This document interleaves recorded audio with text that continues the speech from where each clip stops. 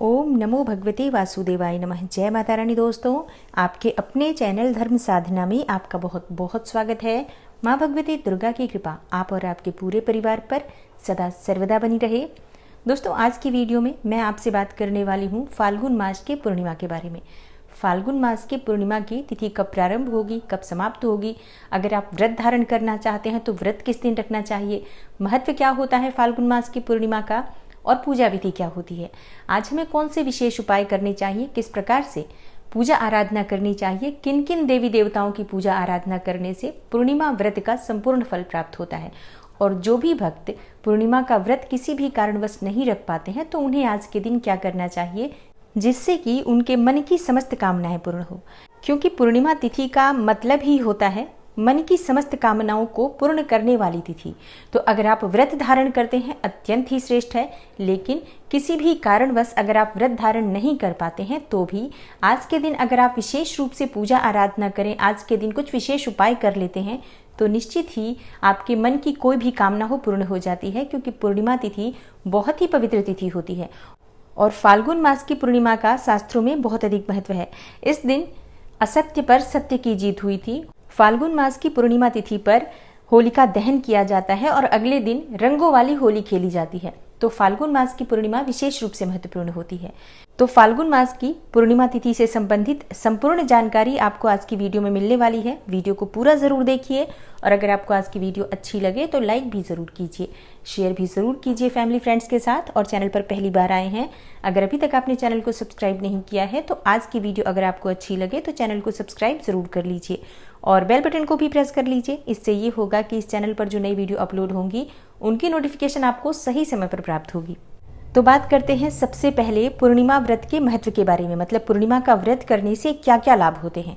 देखिए, पूर्णिमा का व्रत करने से समस्त प्रकार की मनोकामनाएं पूर्ण हो जाती है। क्योंकि पूर्णिमा के दिन चंद्रमा की पूजा की जाती है, चंद्रमा को अर्घ्य देकर यह व्रत खोला जाता है, चंद्रमा के दर्शन किए जाते हैं आज के दिन। और चंद्रमा आज के दिन 16 कलाओं से युक्त होता है। संपूर्ण चंद्रमा का दर्शन करते हैं जब हम, तो हमारे मन की संपूर्ण कामनाएं पूर्ण हो जाती हैं। क्योंकि चंद्रमा, अगर आप ज्योतिष शास्त्र की माने तो आपकी जन्म कुंडली के चतुर्थ भाव के स्वामी होते हैं, जो कि सुख का भाव होता है, माँ का भाव होता है, और चंद्रमा मन के कारक होते हैं। तो जब चंद्रमा की पूजा हम करते हैं तो सुख समृद्धि की प्राप्ति होती है, माँ का स्वास्थ्य अच्छा होता है और माता से संबंध अच्छे होते हैं। और पूर्णिमा के दिन चंद्रमा की पूजा करने से मन मजबूत होता है। तो अगर आप किसी भी प्रकार से मानसिक रूप से परेशान रहते हैं, अशांत रहते हैं, हमेशा मन में बुरे ख्याल आते हैं, हमेशा मन में डर बना रहता है, अज्ञात भय व्याप्त रहता है आपके मन में, तो पूर्णिमा तिथि पर व्रत धारण करना चाहिए। या व्रत नहीं कर पाते हैं तो भी शाम के समय चंद्रमा का दर्शन करें, चंद्रमा को दूध से अर्घ्य दें, चंद्रमा के मंत्रों का आप जप करते हैं तो इससे आपकी ये समस्त परेशानियां दूर होती हैं। और इस दिन भगवान श्री हरि विष्णु और माँ लक्ष्मी की पूजा की जाती है। माँ लक्ष्मी का प्रिय दिन होता है पूर्णिमा का दिन। तो पूर्णिमा के दिन जब हम माँ लक्ष्मी की पूजा आराधना करते हैं तो माँ लक्ष्मी का और श्री हरि विष्णु का स्थायी वास हमारे घर में होता है। और आज के दिन सत्यनारायण की कथा भी कही जाती है और सत्यनारायण की कथा करने से भी मन की समस्त इच्छाएं पूर्ण होती हैं। जैसा कि हम कथा में भी पढ़ते हैं कि जिसने सत्यनारायण का व्रत धारण किया या इस व्रत की कथा सुनी उसके मन की समस्त कामनाएं पूर्ण हुई। तो अगर आप व्रत नहीं भी कर पाते हैं तो भी आज के दिन सत्यनारायण की कथा जरूर करें, घर में थोड़ा सा प्रसाद बनाकर, और सत्यनारायण की जो मूर्ति या प्रतिमा आपके पास है या श्री हरि विष्णु और माँ लक्ष्मी को एक चौकी पर विराजित करके विधिवत उनकी पूजा आराधना करके इस कथा का पाठ करते हैं तो निश्चित ही आपके घर में जो भी परेशानियां हैं, चाहे धन का अभाव हो या फिर संतान प्राप्ति में बाधा हो, विवाह में बाधा हो, या घर में कलह क्लेश बहुत अधिक रहता है, पति पत्नी के बीच में हमेशा रिश्ते खराब रहते हैं, कलह क्लेश बहुत अधिक रहता है, दाम्पत्य जीवन में मधुरता नहीं है, तो आज के दिन आपको सत्यनारायण यानी कि लक्ष्मी नारायण की पूजा जरूर करनी चाहिए। और अब बात करते हैं कि पूर्णिमा की तिथि कब प्रारंभ होगी, कब समाप्त होगी और व्रत हमें किस दिन धारण करना है। देखिए, पूर्णिमा की तिथि प्रारंभ हो रही है 17 मार्च को गुरुवार के दिन दोपहर में 1:29 पर और समाप्त हो रही है शुक्रवार की दोपहर 12:47 पर। तो व्रत हमें कब करना चाहिए, क्योंकि सूर्योदय कालीन तिथि जो हमें प्राप्त हो रही है वो शुक्रवार के दिन प्राप्त हो रही है। दोपहर 12:47 तक पूर्णिमा तिथि रहेगी, लेकिन पूर्णिमा के व्रत में चंद्रमा को अर्घ्य देने का विशेष महत्व होता है। तो पूर्णिमा का जो चंद्रमा हमें प्राप्त हो रहा है वो गुरुवार यानी 17 मार्च को प्राप्त हो रहा है। तो इसलिए पूर्णिमा का व्रत हमें धारण करना चाहिए 17 मार्च को यानी कि गुरुवार के दिन। और आज के दिन होलिका दहन भी है, क्योंकि फाल्गुन मास की पूर्णिमा तिथि पर रात्रि के समय होलिका दहन होता है। तो आपको क्या करना है कि होलिका दहन से पहले ही आप चंद्रमा को अर्घ्य दे लीजिए और जो पूजा आपको करनी है वो होलिका दहन के शुभ मुहूर्त से पहले कर लीजिए। अब जानते हैं पूर्णिमा व्रत के नियम और पूजा विधि के बारे में।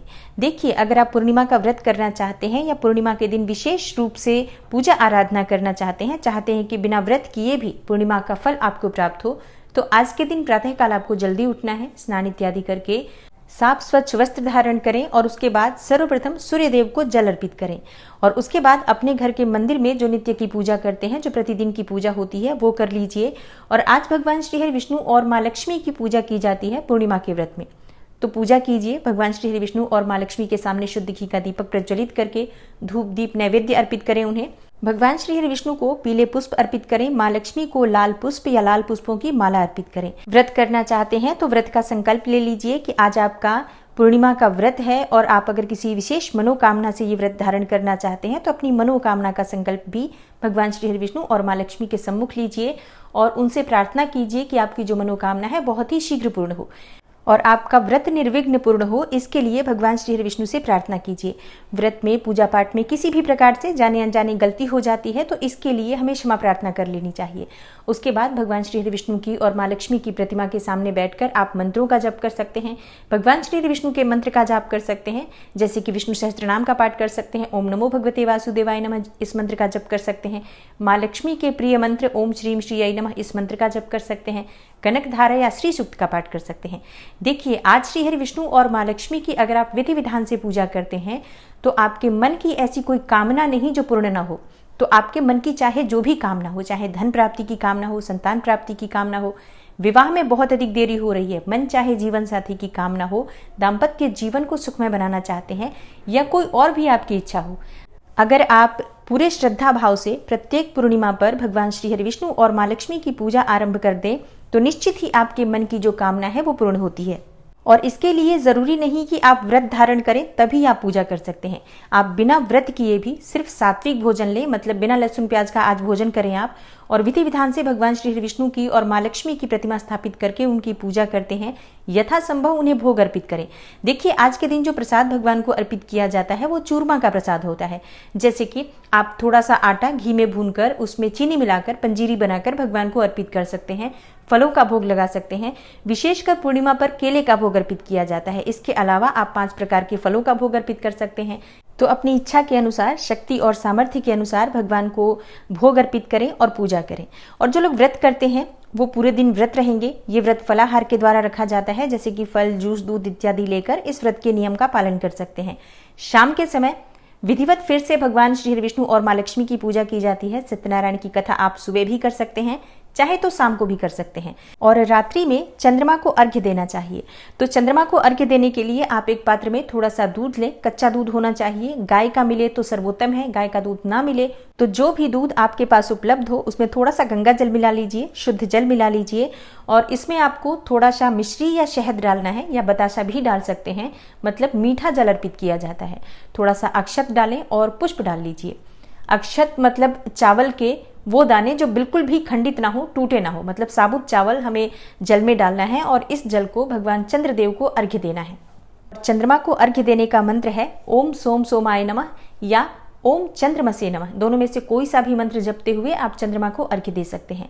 और बिना व्रत किए भी आप चंद्रमा को अर्घ्य दे सकते हैं। जैसा कि मैं आपको शुरू से ही बता रही हूँ, बिना व्रत किए आप आज के दिन कोई भी पूजा कर सकते हैं, लेकिन ध्यान सिर्फ ये रखना है कि आज आपको तामसिक चीज़ों का प्रयोग नहीं करना चाहिए, तामसिक भोजन नहीं करना चाहिए।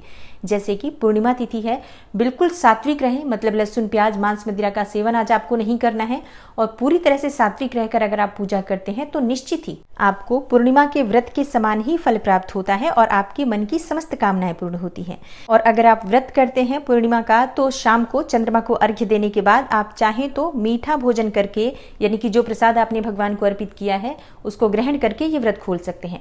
लेकिन बहुत से भक्त अगले दिन ये व्रत खोलते हैं, जैसे चंद्रमा को अर्घ्य देने के बाद भी फलाहार करते हैं और अगले दिन शुद्ध सात्विक भोजन बनाकर पूर्णिमा का व्रत खोलते हैं। तो भक्तों के अपने नियम होते हैं, जिस भी प्रकार से आप ये व्रत करते हैं उसी प्रकार से आपको ये व्रत धारण करना चाहिए। अब बात करते हैं आज के दिन किए जाने वाले विशेष उपाय के बारे में। देखिए, पूर्णिमा तिथि पर अगर आप भगवान भोलेनाथ की पूजा आराधना करते हैं हैं तो आपके मन की कोई भी कामना हो पूर्ण हो जाती है। क्योंकि भोलेनाथ की पूजा करने से, शिवलिंग की पूजा आराधना करने से चंद्रमा की भी पूजा हो जाती है। और जैसा कि हम सभी जानते हैं, शिवलिंग में समस्त देवी देवता विराजमान होते हैं। तो जब हम शिवलिंग की पूजा करते हैं, जलाभिषेक करते हैं, उन्हें कच्चा दूध अर्पित करते हैं और भांग, धतूरा, बिल्वपत्र इत्यादि समस्त वस्तुओं से भगवान भोलेनाथ की पूजा आराधना करते हैं, तो मन की ऐसी कोई कामना नहीं जो पूर्ण ना हो। तो आज के दिन आपको शिवालय जाकर भगवान भोलेनाथ को जल और कच्चा दूध अवश्य अर्पित करना चाहिए। दाम्पत्य जीवन में परेशानी है तो पति पत्नी दोनों को चंद्रमा को अर्घ्य देना चाहिए। शाम के समय आप दूध से, कच्चे दूध में शहद मिलाकर अगर चंद्रमा को अर्घ्य देते हैं पति पत्नी दोनों, और चंद्रमा के दर्शन करते हैं, तो निश्चित ही दाम्पत्य जीवन मधुर होता है। पति पत्नी के बीच कितने भी क्लेश हो वो दूर हो जाते हैं। और जिन दंपतियों को संतान प्राप्ति की कामना है, उन्हें पूर्णिमा तिथि पर सत्यनारायण की कथा घर में जरूर करनी चाहिए। चाहे तो ब्राह्मण बुलाकर करवा सकते हैं, या ब्राह्मण को नहीं बुला सकते हैं तो घर में स्वयं भी पति पत्नी बैठकर भगवान श्री हरि विष्णु और माँ लक्ष्मी की, सत्यनारायण भगवान की जो प्रतिमा है स्थापित करके उनके सामने बैठकर सत्यनारायण की कथा का पाठ करें और विधिवत उनकी पूजा आराधना करें, अपने मन की कामना कहें, तो निश्चित ही आपकी कामना पूर्ण होती है। दोस्तों, पूर्णिमा तिथि माँ लक्ष्मी का प्रिय दिन होता है। तो अगर आप माँ लक्ष्मी की विशेष कृपा पाना चाहते हैं, जो कि हर कोई चाहता है, हम सभी चाहते हैं कि माँ लक्ष्मी की कृपा सदैव हमारे ऊपर बनी रहे, तो पूर्णिमा तिथि के दिन हमें चावल और दूध से खीर अवश्य बनानी चाहिए। और खीर में थोड़ी सी हरी इलायची और केसर हो तो केसर भी डाल सकते हैं।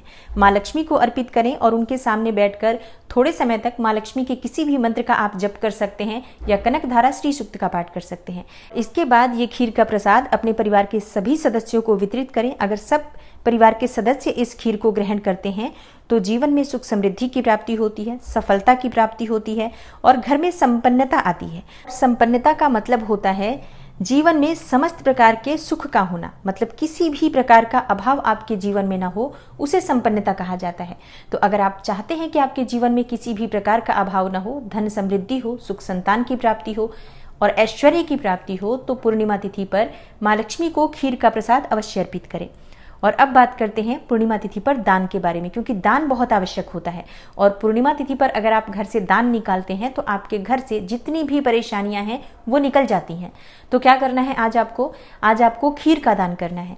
तो संभव हो तो खीर बनाकर भी आप किसी मंदिर में या किसी पुजारी को, किसी ब्राह्मण को दान कर सकते हैं, या फिर किसी ब्राह्मण के घर खीर की सामग्री का दान कर दीजिए।